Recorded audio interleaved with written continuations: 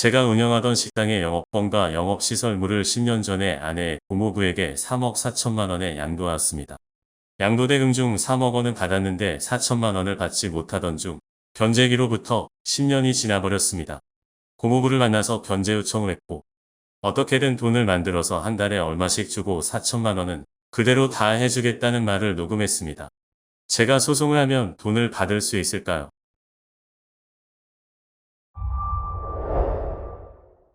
사안도 제가 수행했던 사건인데요. 최종적으로 저희가 전부 승소를 해서 돈을 다 회수를 했습니다. 근데 좀 이 스토리가 있는데, 이 사안은 저희 의뢰인이 저기 양주에서 식당을 하셨어요. 건물을 짓고 관광지에다가 잘 시설을 해서 식당을 하셨는데 IMF가 터지면서 식당이 운영이 잘 안 돼서 그 무렵에 이제 고모부가 거기서 뭐 사업을 하신다고 하면서 식당을 넘기라고 해서 3억 4천만 원에 영업권하고 식당 시설물을 다 넘긴 거예요. 그래서 이제 넘기고 나서 대금 중 한 3억 원은 받으셨는데 4천만 원을 못 받으신 거죠.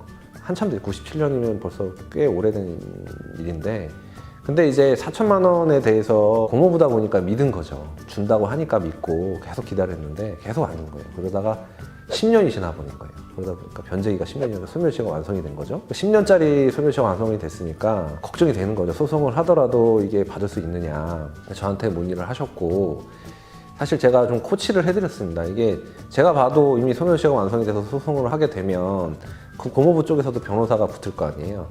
그럼 100% 소멸시효가 완성됐다는 주장을 할 게 뻔한데, 이 상태로 소송이 들어가면 패소하는 거는 뭐 눈에 불을 보도 뻔하잖아요, 법리적으로.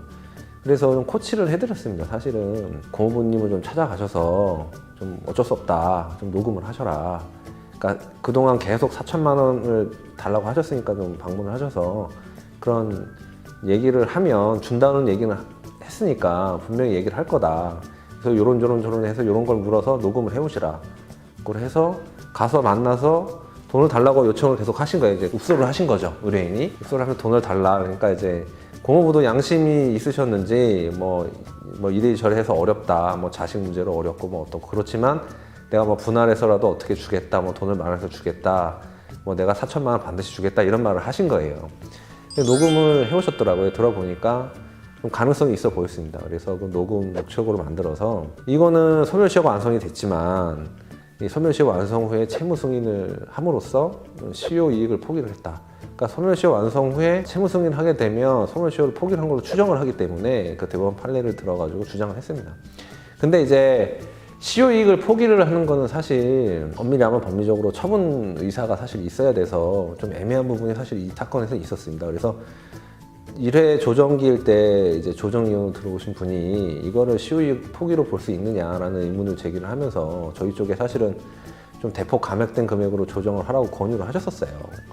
근데 이제 저희 의뢰인은 너무 억울하다라는 입장이었고, 저희는 조정을 거부를 하고 재판을 계속 진행을 했습니다. 그래서 이 그동안에 이제 채무이행을 독촉을 했던 여러 가지 상황이라든가 그런 것들을 고모부의 부당한 태도에 대해서 구체적으로 되게 진술을 많이 했습니다. 진술을 하고 주장을 하고 녹취록을 좀 정밀하게 분석을 해서 이거는 시효이익 완성 후에 채무 승인에 해당되고 시효이익 포기로 보는 게 맞다라고 주장을 했고, 이제 재판부에서 1심 때 최종적으로 저희 승소 판결을 했습니다. 근데 이게 4천만 원인데 너무 오랫동안 변제를 안 하다 보니 지연이자가 더 붙어서 금액이 1억이 된 거예요. 지연이자까지 하면서. 그래서 그러다 보니까 이제 고모부 입장에서는 항소를 하시게 됐고, 항소에서 결국 저희 주장이 받아들여져서 최종적으로 승소를 했는데, 제가 느끼기에는 솔직히 이제 저희가 주장이 사실 법리적으로 좀 약점이 있었습니다. 이게 시효이익 포기로 볼 수 있느냐 논쟁의 여지는 있지만 재판은 사실 그게 다가 아니거든요.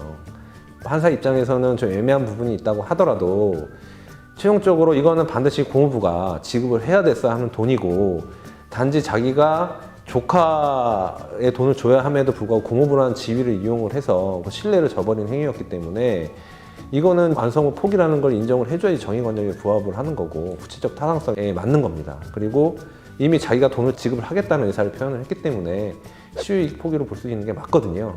그래서 단순히 재판을 함에 있어서 법리적으로만 접근할 게 아니고 구체적인 상황이라든가 공평하냐 이런 부분을 고려를 해서 소송 수행을 해야 됩니다. 이런 시효가 완성이 됐다고 하더라도 시효의 포기라는 제도가 있기 때문에 이런 걸 고려하셔서 재판을 하시면 도움이 많이 될 겁니다. 알면 알수록 도움되는 법률 문제 무엇이든 물어보세요. 법무법인 노블이 대답해드립니다.